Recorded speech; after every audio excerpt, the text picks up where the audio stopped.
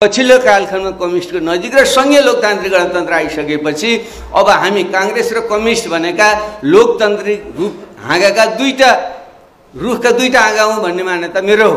खास गरी European एनलाइटनमेन्टमा liberty, equality, फ्र्याटर्निटी भन्ने जुन तीनटा प्रवर्ग थिए त्यसमा उदार लोकतन्त्रले लिबर्टी व्यक्तिगत निजी स्वतन्त्रतामा जोड दियो, अर्को सोशल डेमोक्रेसीले इक्वालिटीमा जोड दियो। तर हुनु पर्ने चाहिँ हामीलाई लिबर्टी र इक्वालिटी दुईटै चाहिने हो। त्यसले कांग्रेसले लिबर्टीको निजी स्वतन्त्रता मात्रै कुरा गर्ने, कम्युनिस्टहरूले इक्वालिटीको मात्रै कुरा गर्ने गर्दा त्यो अपुरो थियो भन्ने मेरो चाहिँ बुझाइ हो।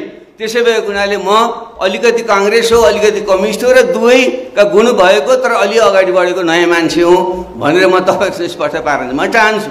राजनीति भनेको बाङ्गोटिङ हुँदै अगाडि बढ्ने नै प्रक्रिया हो। फेरि पनि लोकतन्त्र नै प्रमुख कुरा हो। उदारवादी लोकतन्त्र र समाजवादी लोकतन्त्र यी एउटै रुखका दुईटा हाँगा हुन्।